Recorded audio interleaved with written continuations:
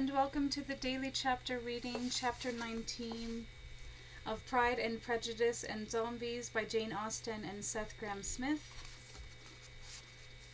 The next day opened a new scene at Longbourn. Mr. Collins made his declaration in form. On finding Mrs. Bennet, Elizabeth, and one of the younger girls together soon after breakfast, he addressed the mother in these words. May I hope, madam, for your interest with your fair daughter Elizabeth, when I solicit for the honour of a private audience with her in the course of this evening? Before Elizabeth had time for anything but a blush of surprise, Mrs. Bennet answered instantly, "Oh dear, yes, certainly. I am sure Lizzie will be very happy. I am sure she can have no objection. Come, Kitty, I want you upstairs." And gathering her work together, she was hastening away when Elizabeth called out, "Dear madam, do not go. I beg you will not go. Mr. Collins must excuse me. He can have nothing to say to me that anybody need not hear. I am going away myself." "No, nonsense, Lizzie. I desire you to stay where you are."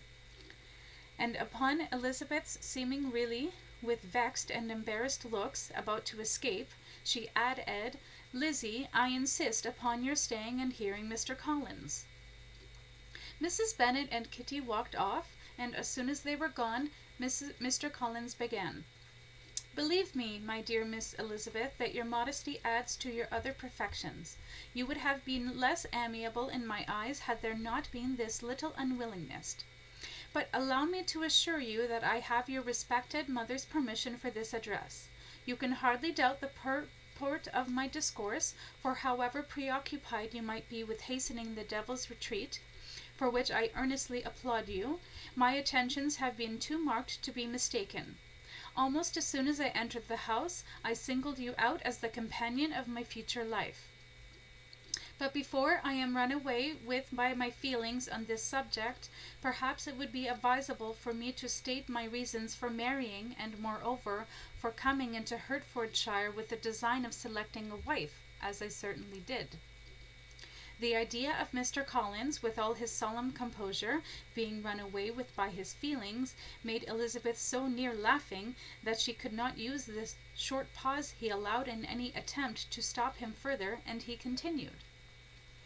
"My reasons for marrying are, first, that I think it a right thing for every clergyman to set the example of matrimony in his parish. Secondly, that I am convinced it will add very greatly to my happiness. And thirdly, that it is the particular advice and recommendation of the very noble lady whom I have the honour of calling patroness. It was but the very Saturday night before I left Hunsford that she said, 'Mr. Collins, you must marry. A clergyman like you must marry. Choose properly, choose a gentlewoman for my sake, and for your own. Let her be an active, useful sort of person, not brought up high, but able to make a small income go a good way. This is my advice. Find such a woman as soon as you can, bring her to Hunsford, and I will visit her. Allow me, by the way, to observe, my fair cousin, that I do not reckon the notice and kindness of Lady Catherine de Bourgh as among the least of the advantages in my power to offer. You will find her powers of combat beyond anything I can describe, and your own talents in slaying the stricken, I think, must be acceptable to her, though naturally I will require you to retire them as part of your marital submission." It was absolutely necessary to interrupt him now. "You are too hasty, sir," she cried. "You forget that I have made no answer. Let me do it without further loss of time. Accept my thanks for the compliment you are paying me. I am very sensible of the honour of your proposals, but it is impossible for me to do otherwise than to decline them." "I am not now to learn," replied Mr. Collins, "that it is usual with young ladies to reject the addresses of the man whom they secretly mean to accept, when he first applies for their favour, and that sometimes the refusal is repeated a second or even a third time. I am therefore by no means discouraged by what you have just said, and shall hope to lead you to the altar ere long. You forget, sir, that I am a student of Shaolin, master of the seven-starred fist. I am perfectly serious in my refusal. You cannot make me happy, and I am convinced that I am the last woman in the world who could make you say so.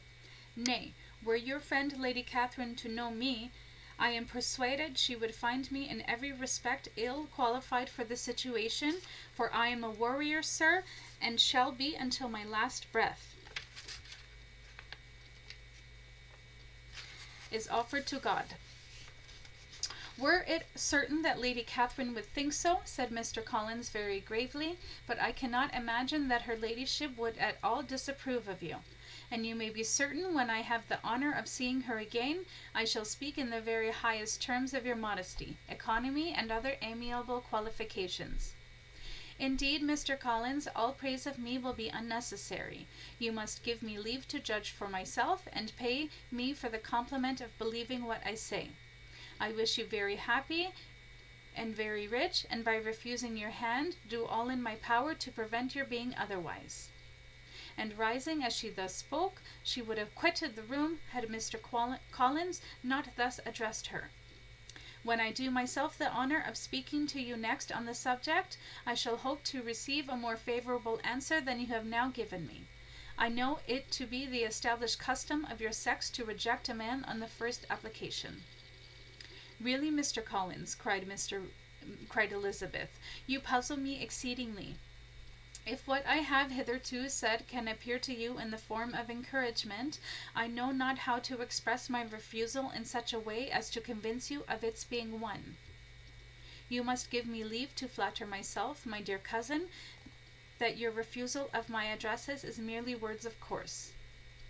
To such perseverance in wilful self-deception, Elizabeth would make no reply, and immediately and in silence withdrew, determined, if he persisted in considering her repeated refusals as flattering encouragement, to apply to her father, whose negative might be uttered in such a manner as to be decisive, and whose behaviour at least could not be mistaken for the affection and coquetry of an elegant female.